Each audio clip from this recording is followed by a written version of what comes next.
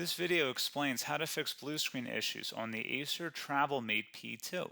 Follow these proven Windows troubleshooting methods to resolve blue screen of death errors and restore stable performance. So while you're performing updates, you're getting an IRQR not less or equal message, K-mode exception not handled, kernel data in page error, a lot of errors pertain to this problem, and we're going to go ahead and jump into what should hopefully be a pretty straightforward process, guys, and we're going to go ahead and jump right into it. So first thing I'd recommend doing would be to actually go ahead and boot to the troubleshooting utility on Windows 11. So if you do a hard power off 3 times in a row, Windows should automatically attempt to launch the starter prepare utility. And if it doesn't find anything, it will give you the option to select advanced settings, in which case it would take you to a screen that looks like this. Now, if it does not take you to a screen that looks like this, or you're unable to get to that, you can also download the Windows 10 Media Creation Utility, or Windows 11. They probably will make a creation utility for Windows 11 at some point.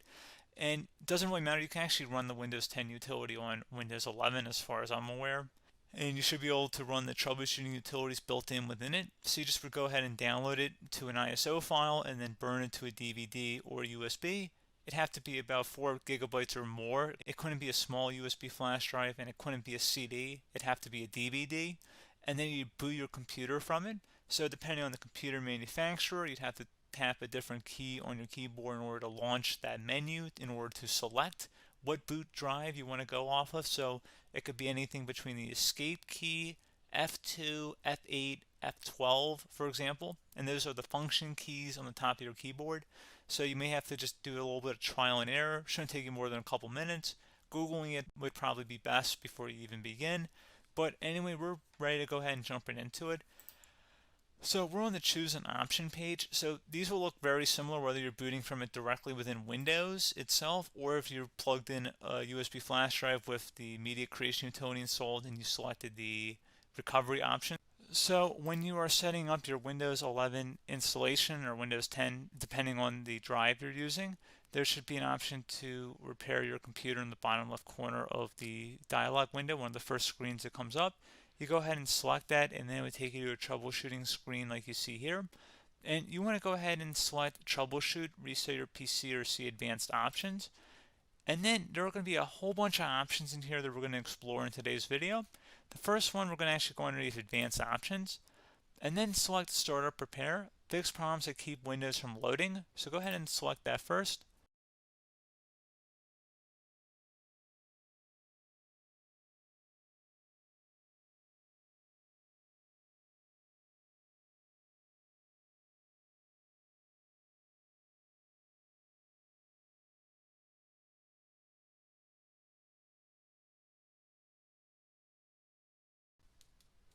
Okay, so you can see it could not repair our PC. That was our first option we could try. Something else, if we go back into advanced options here and then select troubleshoot, we're going to go underneath advanced options again. You can go ahead and actually access safe mode by selecting startup settings. And then if you select the restart button, you have the option on the screen select safe mode with networking, which will give you a key on the screen. It'll tell you which key to press to enter that. I believe it's the F7 key. It'll do that for you. I'm not going to go over that in today's tutorial because I don't really want to go into safe mode, but you're more than welcome to attempt that by going into here and then selecting restart. Again, it'll launch another screen. It'll say what key do you want to press, and it'll give you like 7 or 8 different options, and you want to select safe mode with networking. There's also an option for a command prompt too, but that's going to be something we're going to cover later in this video, and we don't even have to go through that in order to access it. So that's why I'm not going to really push for that, because unless you know exactly what's causing the problem, you probably don't need to go into safe mode. Unless you're trying to recover files, in which case then you definitely can go into safe mode, but we're trying to actually recover our computer here. So I hope that makes sense. Something else we can also try here as well would be to uninstall updates, remove recently installed quality or feature updates from Windows. So if you go ahead and select that, you can uninstall the latest quality updates, which generally is the more day-to-day updates. Feature updates are the less regularly released ones, like the big ones. I would equate it to service packs in like Windows 7 and Windows Vista and Windows XP. So larger updates that occur once or twice a year at most. And the quality updates are more just a regular update. So probably obviously depend. It'll take longer if you're going to try and uninstall the latest feature update versus quality update, and maybe you don't need to go back that far. So just giving you guys a couple pointers with that. Something else you can also look at here, and we're going to jump into the command prompt in a little bit, but you can select System Restore, which will use a restore point recorded on your PC to restore Windows.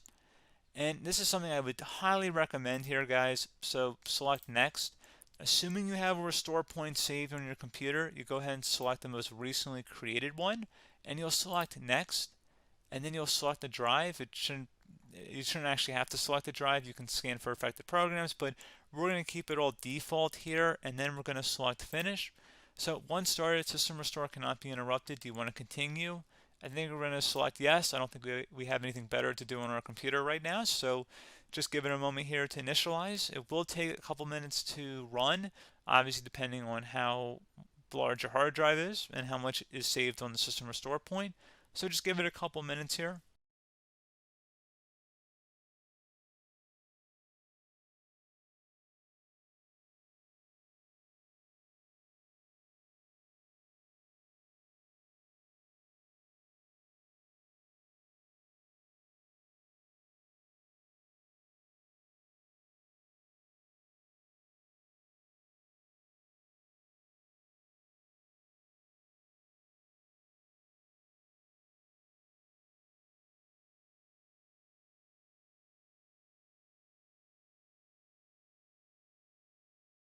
Okay, so you can see System Restore completed successfully. The system has been restored. Your documents have not been affected. Click the Restart button to restart your computer. Go ahead and select Restart.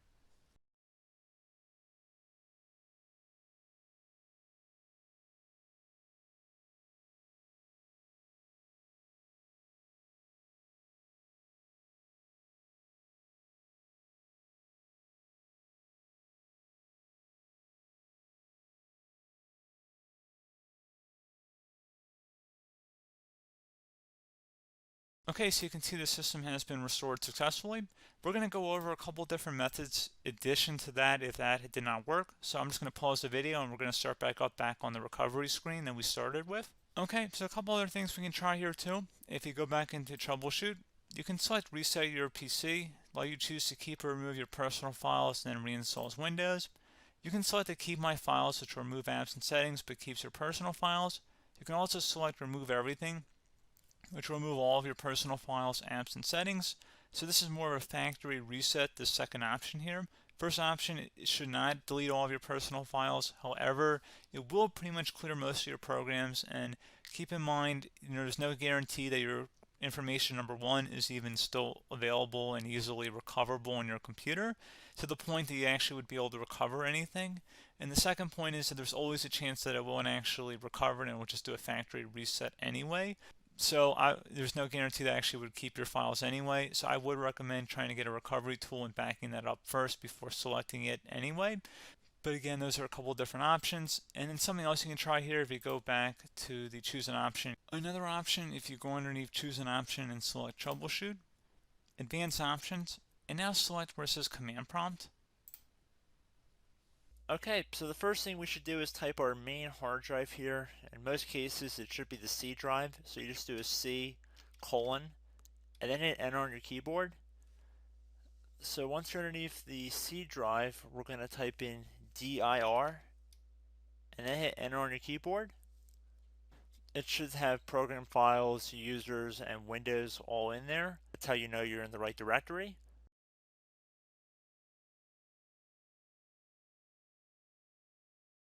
In some cases, it might be the D drive as well, so just keep that in mind.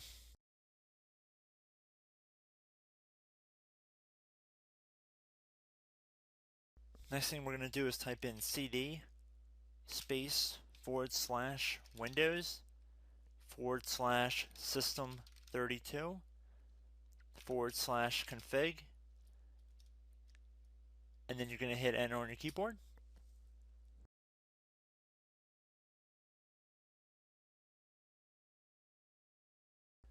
So now you're going to type md space backup. If you've seen other tutorials, it might also say to put down md backup. That's because the backup name is pretty common when you want to back something up. So you can name this whatever you want, doesn't have to be backup. So if you've already made a backup folder in the past, you could do backup 1, for example. So once you're done setting the name you want the backup to be called, hit enter on your keyboard again.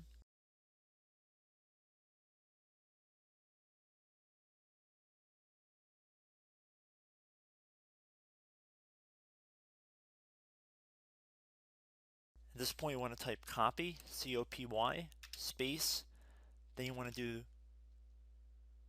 the star symbol above the 8 key, then do a period or a dot, whatever you want to call it, then another star sign, and then another space, and then type backup, and then hit enter on your keyboard.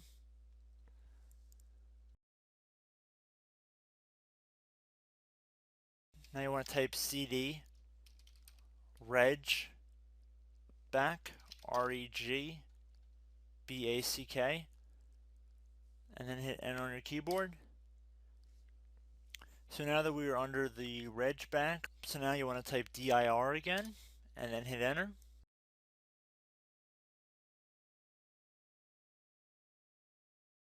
So now at this point we're going to type copy again. So copy, space, star sign, dot, another star sign, space, and then 2 dots. So we're going to type copy, space, star sign, dot, sign, star sign, dot, dot, and then hit enter on your keyboard again. So for overwrite, you want to overwrite all. So type A on your keyboard, so capital A, and then hit enter on your keyboard.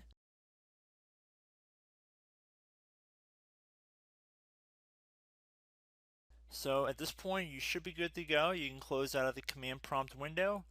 And if you accidentally continue to Windows 10, you should be all set. So I hope one of these 3 or 4 different methods we went through in this tutorial helped you guys out.